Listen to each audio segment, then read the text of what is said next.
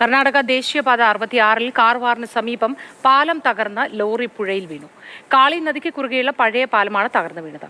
അപകടത്തിൽപ്പെട്ട ലോറി ഡ്രൈവറെ മത്സ്യത്തൊഴിലാളികൾ രക്ഷപ്പെടുത്തി.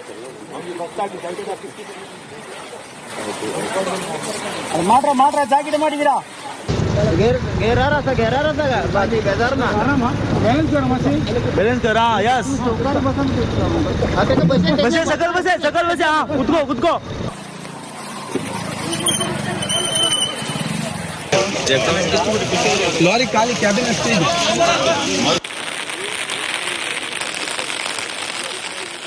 വിവരങ്ങളുമായി KB ശ്രീധരൻ ചേരുന്നു. ശ്രീധരൻ, നമസ്കാരം.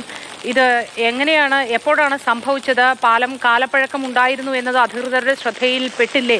എന്തൊക്കെയാണ് വിശദാംശങ്ങൾ അവിടെ നിന്ന് നൽകാനാവുന്നത്? നമസ്കാരം മോദി. ഇന്ന് പുലർച്ചെ 2 മണിയോട് കൂടിയാണ് ഈ പാലം തകർന്നു വീഴുന്നത്. കാർവാറിനും ഗോവയ്ക്കും ഇടയിലുള്ള ഭാഗത്തുള്ള പാലമാണ്. കാളി നദിക്ക് കുറുകെയുള്ള പാലമാണ് തകർന്നു വീണത്. ഏകദേശം 40 വർഷം പഴക്കമുള്ള പാലമാണിത്. നിലവിൽ ദേശീയപാതയുടെ വികസന പ്രവർത്തനങ്ങളുടെ ഭാഗമായി ഒരു പാലമാണ് മറുവശത്ത് നിർമ്മിച്ചത്. അതുപോലെ തന്നെ മംഗലാപുരം സൈഡിലേക്കുള്ള വാഹനങ്ങൾ കടത്തിവിട്ടിരുന്നത് ഈ പഴയ പാലത്തിലൂടെയാണ്. ഈ പാലത്തിന് ബലക്ഷയം ഉണ്ടായിരുന്നതായിട്ടുള്ള ഒരു റിപ്പോർട്ടുകളൊന്നും നേരത്തെ ഉണ്ടായിരുന്നില്ല എന്നാണ് ജില്ലാ ഭരണകൂടം പറയുന്നത്. ഇന്ന് പുലർച്ചെ 2 മണിയോടുകൂടി ഈ പാലത്തിലൂടെ ഒരു ലോറി കടന്നു പോകുന്നതിനിടെ പാലം തകർന്നു വീഴുകയായിരുന്നു. 3 ഭാഗങ്ങളിലായിട്ടാണ് പാലം തകർന്നു വീണത്. ഈ ടാങ്കർ ലോറിയിൽ ഉണ്ടായിരുന്ന ഡ്രൈവറെ, തമിഴ്നാട് സ്വദേശിയായിട്ടുള്ള ഡ്രൈവർ മുരുകനെ അവിടെ പെട്ടെന്ന് ഓടിക്കൂടിയ മത്സ്യത്തൊഴിലാളികളൊക്കെ ചേർന്ന് രക്ഷപ്പെടുത്തുകയായിരുന്നു. ഏതായാലും വലിയ ദുരന്തത്തിൽ നിന്ന് തന്നെയാണ് അദ്ദേഹം രക്ഷപ്പെട്ടത്. സംഭവം പറഞ്ഞ് ഉത്തരകന്നഡ ജില്ലാ കളക്ടറും അതുപോലെ തന്നെ MLA കാർവാർ MLA സതീഷ് കൃഷ്ണസൈലൊക്കെ സ്ഥലത്തെത്തി.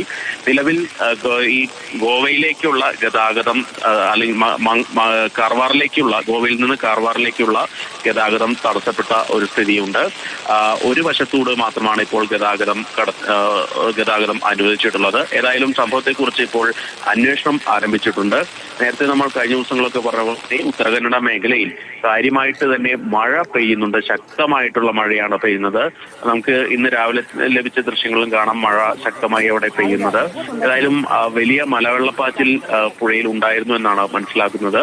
ഇതിന്റെയൊക്കെ കാരണങ്ങൾ കൊണ്ടാണ് ഇപ്പോൾ പാലം തകർന്നത് എന്നുള്ള ഒരു പ്രാഥമിക നിഗമനത്തിൽ തന്നെയാണ് ജില്ലാ ഭരണകൂടമുള്ളത്. ഏതായാലും സംഭവത്തെക്കുറിച്ച് വിശദമായ അന്വേഷണത്തിന് നിലവിൽ ഉത്തരവിട്ടിട്ടുണ്ട്. ശരി, ശ്രീധരനാണ് വിവരങ്ങൾ നൽകിയത്. ഇതുമായി ബന്ധപ്പെട്ട് കൂടുതൽ അന്വേഷണത്തിന് ഉത്തരവിട്ടിട്ടുണ്ട്. അപ്പോൾ മാത്രമായിരിക്കും ഇത് സംബന്ധിച്ച കൂടുതൽ വിവരങ്ങൾ വ്യക്തമാകും.